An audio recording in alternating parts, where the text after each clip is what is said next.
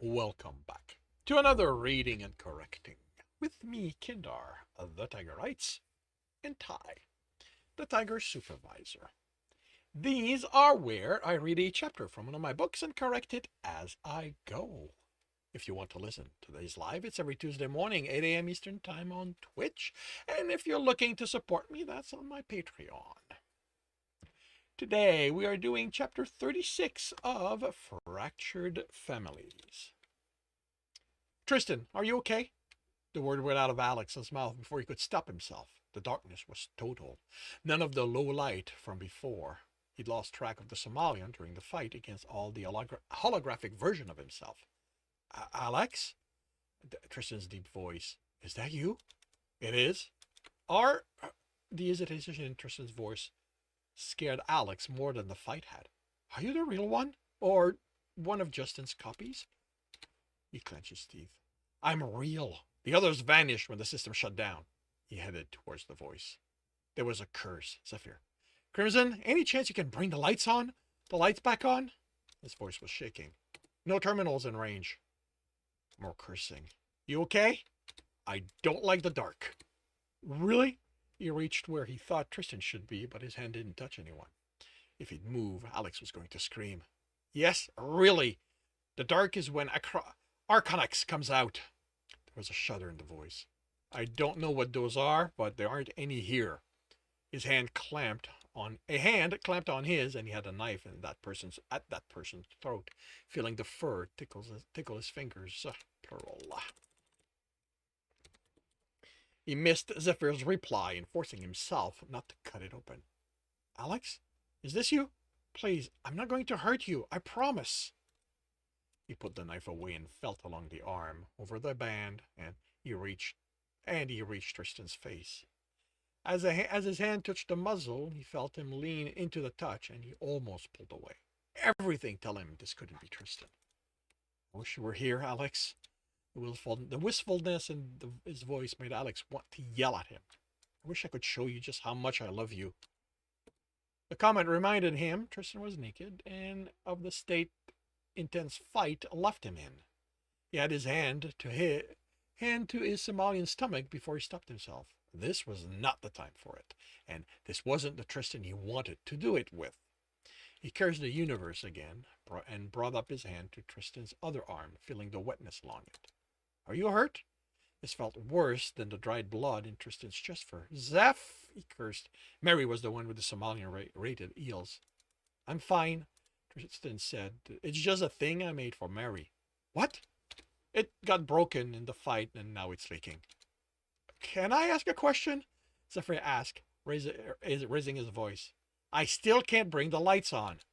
Don't worry, I know that. I'm just wondering how it is you two are still standing. Are you okay? Took a couple of heals, I'll be fine, but I'm lying on the floor trying not to think of what's crawling in the darkness. How come neither of you are doing the same? I'm not afraid of the dark, Tristan said. Alex smiled and brought a hand up to Tristan's face. This didn't get anywhere close to the kind of fights we're used to. He felt Tristan smile. He felt the lips part to expose teeth. This was fun, he said. He leaned in and nuzzled Alex's neck, whispering, really fun.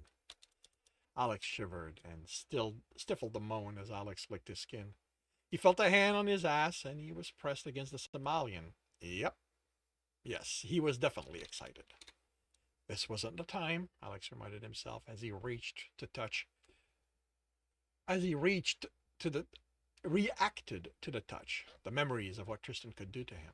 This wasn't the Tristan he wanted to do it with. But it had been so long since he'd felt Tristan's touch. Why shouldn't he enjoy this? It wasn't like anyone would see what was going on. He wrapped his arm around Tristan and bit into his chest fur, tasting the dried blood. He ground against the furred body, and the Somalian rumbled. He opened his mouth to say yes as the light came on slowly, until a soft glow illuminated the cavernous room. Alex cursed softly. Stop. Tristan made a sound between a whine and a question, but didn't stop massaging his ass or grinding against him. Alex pushed him away as the door opened and closed. That was a door, Tristan said, coming alert and moving before Alex. Alex glanced at Zephyr as he stepped to Tristan. Next to Tristan, the man was lying on the floor, his clothing cut almost to ribbon. Those holographic knives had gotten almost mono-edge sharp before the lights went out. Zephyr was purposely looking away from him, and Alex thought he was blushing slightly. Someone approached, and it didn't take Alex long to recognize him. He sighed. What do you want, Anders? I don't know you, Tristan said. Alex looked at him, then immediately away. Fuck, I didn't need to see that. Alex smirked. Now you know why you could never interest me. You're sick, Tristan growled, and Alex placed an arm across his chest to keep him from attacking Anders. He was wearing a computer. It was simple, but it had a port to the rest of the system. Why can't I kill him? Tristan asked, looking at Alex's arm. The question pulled him out of this system. He didn't have the time to figure out what it did. He had to deal with this situation first. He's here for me, not you. Isn't that right, Anders? Oh, I'm here for both of you. Anders glanced at them and looked away again. Can't you at least have that thing put pants on? Feeling inadequate? Alex? Tristan asked. You wish, Anders said. If you'd let me do you, you'd know why I have no shortage of women in my bed. Did he touch you? Tristan's voice lost all timidity. He was glaring at Alex, who took a step back. He tried, but he couldn't measure up to you. I should kill him for trying to touch you. You better keep your pet furball away from me, unless you want to watch me tear him apart. Alex smiled. I almost want to see you try, but then I'd be deprived the joy of ending you myself.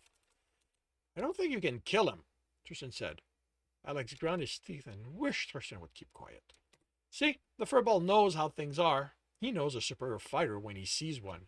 You're nowhere near as good as Alex is, Tristan said, but you're my delusion, so I'm the only one who can hurt you. I think there's something not quite right with your furball. Anders moved, trying to keep an eye on the two of them while not being able to see Tristan's nudity. Alex took a breath to calm himself. Tristan, Anders is unfortunately real, just like me, Zephyr, Mary, and Aliana. This is all real.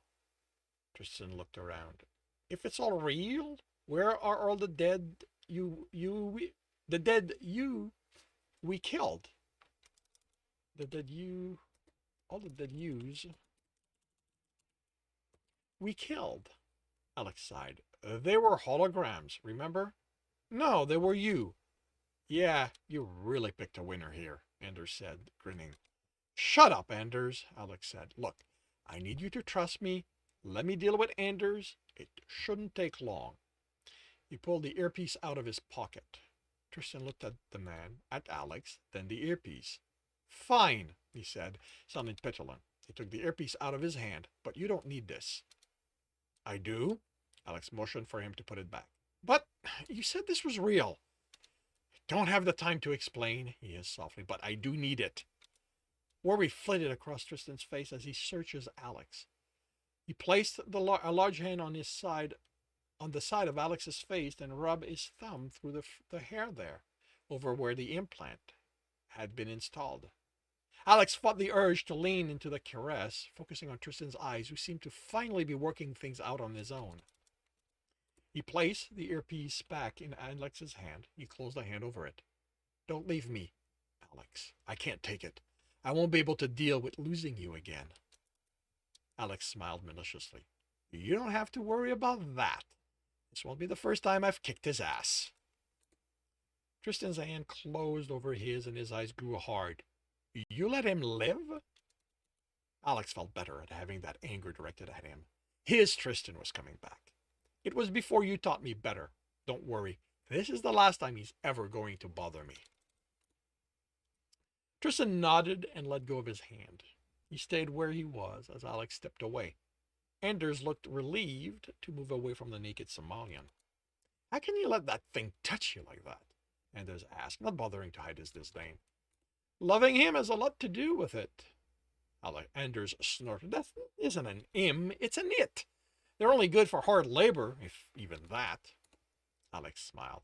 Considering your reaction, I think you consider him a him. He's certainly more of a man than you ever were. He indicated the middle band in Anders' hair. Went and crowned yourself a ruler or something.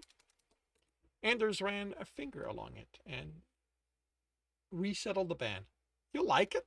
It's one of the perks of being captain of the ship. So that was your plan? Take over the Sayatoga? Alex put the earpiece in his ear. Are you really going to use that? I thought you were tougher and better than I was. You really need to use this room to have a chance to beat me? Alex shrugged and pocketed the earpiece. I'm surprised you came here yourself. You could have let the holograms kill me for you. Each iteration was tougher than the previous one. Anders growled. You can thank that lawman for that. He blew up my chair to stop this. He smiled. But it's for the best. Now I have a chance to kill you myself. Alex nodded. Sure, himself, with the help of that band. Now he had an idea of what it could do, and he wished he could confirm everything was in place, but all he heard through the band's comport was silence. Victor's still alive? Are you going soft? He took a knife from his belt. It had weight to it, so he looked for the trigger and felt it vibrate. What? Did you want me to kill him?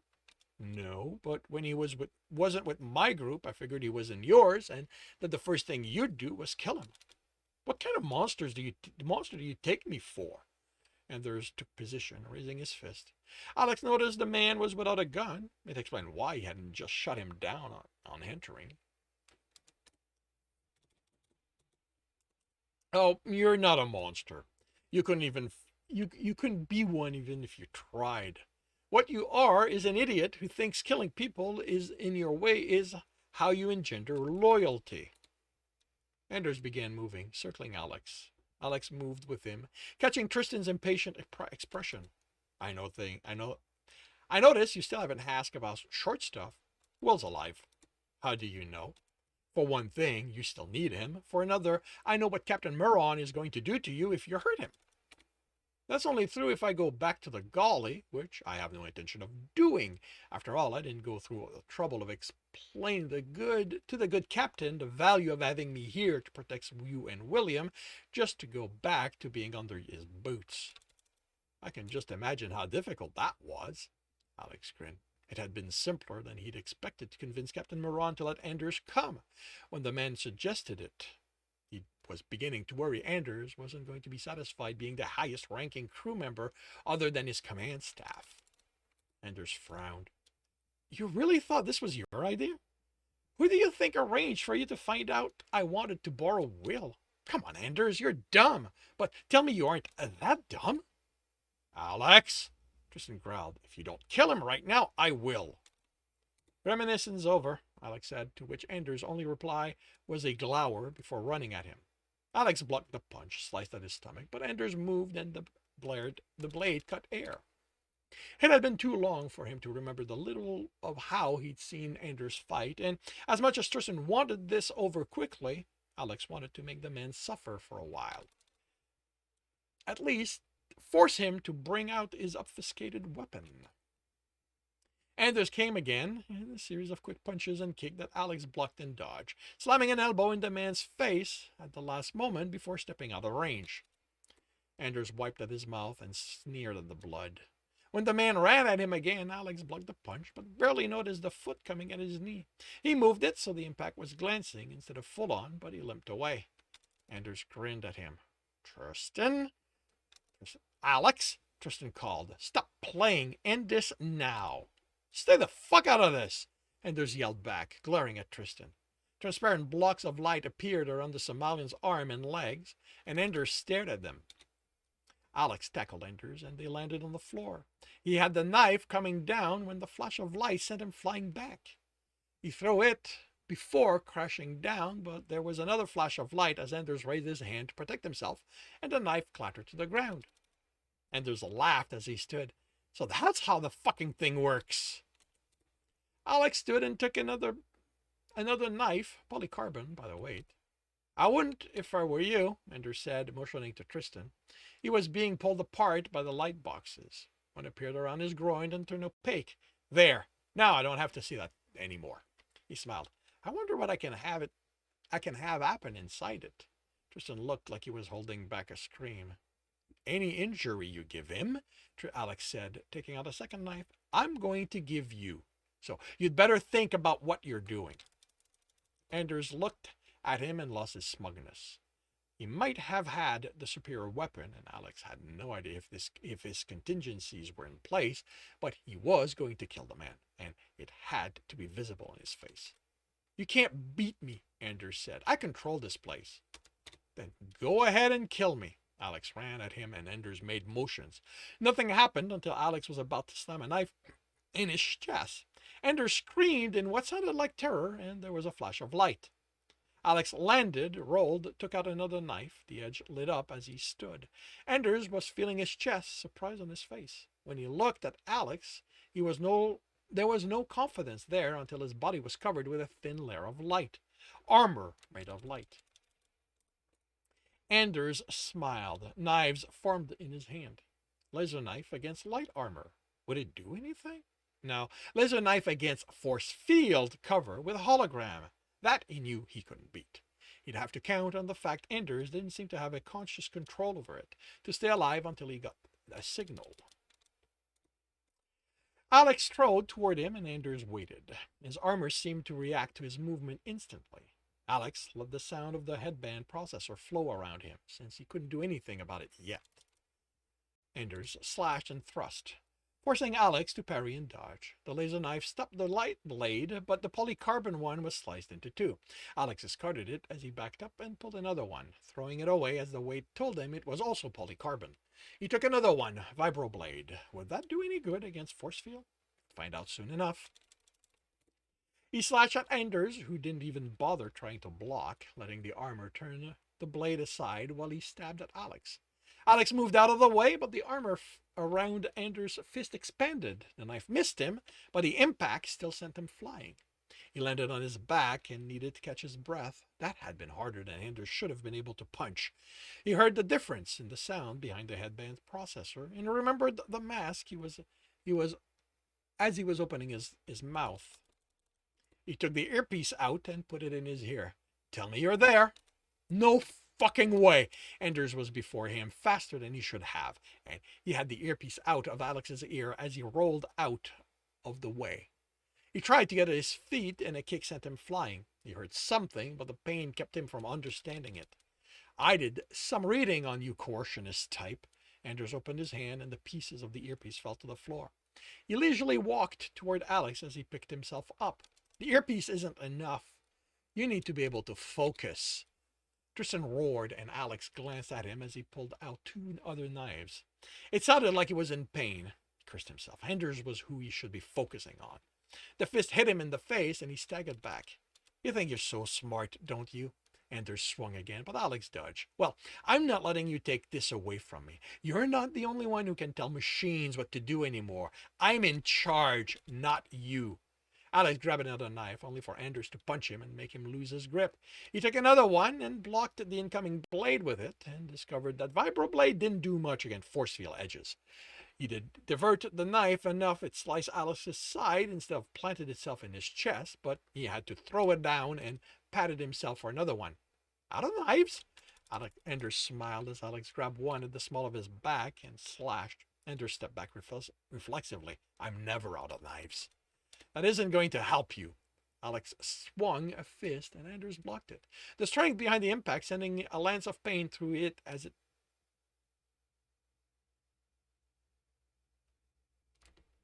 and blocked it. Okay, it here has to be defined. And pain through his arm as he fell back, dropping to a knee. Anders grinned, the knife in his other hand elongating. Well, looks like you won't get to see what I'll do to that thing you call your man. He raised his hand and didn't move. By the strain on Anders' face, Alex could tell he was trying to bring it down, but he was locked in place. A woman appeared next to them. She looked from one to the other. Sorry I'm late. They had a lot of security and coercionists trying to keep me from doing what I had to. I swear, whoever is in charge of this ship is paranoid. Alex let himself relax and sighed. Sir, your timing is impeccable. Sir, Anders growled. What are you doing here? She glanced at him. what I was hired to do. What do you think? Alex forced himself to his feet, letting his arm hang and ignoring the pain. Can you give me the rundown of what's going on? The bridge is mostly secure. I can see a handful of groups held together by rough-looking guards, but she vanished. Anders' sword struck the floor where Alex had been, and before he could react, Anders had backhanded him. Did you really think I didn't know she was part of this? Alex stayed on the floor. It was easier than to deal with the pain of standing. Anyway, he was now hearing what he'd been waiting for. He started chuckling. Anders stood over him. Did I knock your brain out of alignment or something? What's funny about me killing you? If you're going to count on Nasir to pull a last-minute rescue, all communication from the gully have been shut down, so it isn't going to happen. Alex laughed so loud it actually hurt. What is wrong with you? Alex managed to calm the laughter into intermittent snickers. Anders, in all that reading you did about coercionists, did they say anything about the first thing a coercionist does when gaining access to a new system? What are you talking about? Alex smiled. He takes full control of it. Or, in this case, gets the other best coercionist he knows to do it for him. Anders raised his foot over his face. Full holographic shutdown, Alex yelled, rolling out of the way. Darkness fell on the room, giving him time to catch his breath and letting the pain pass. Excluding recognized voices disabled all command input. He forced himself to his feet. Zephyr moaned in fear. You know what? Zephyr moaned in fear somewhere in the darkness. What did you do? Ender asked. Where's my armor? Light centered on me, 4-yard radius. Stop, Alex said when the glow matching what the ship lighting was reached. Alex said when a glow matching that of ship lighting was reached. Anders was looking at his arms. Come on, Anders. Did you really think that of the two of us, you were the smart one? I'm the one in control of this place now. You can't do that. I broke your thing. Alex rolled his eyes. I haven't needed that thing for a while now. He raised his working arm. Now that we're both at the same level, how about we finish? A roar exploded in the darkness. A form ran into the light. Before Alex could understand what had happened, it was gone, taking Anders with him. A scream came from the darkness, which turned to a strangled gurgling. When it fell silent, the only thing Alex heard was the ripping of flesh. And this concludes chapter 36 of Fractured Families. If you are enjoying this, please leave a like. If you want to know when the next chapter is going to be up, subscribe and hit the bell. If you want to read the story as well as the other books in the series, they are available at all major e-retailer. If you want a different way to support me, that is my Patreon, where you can get access to just about everything I've written. And if you want to listen to these live, that's that's every Tuesday morning, 8 a.m. Eastern Time on Twitch. The links are in the notes, and with that, I shall wish you a good day.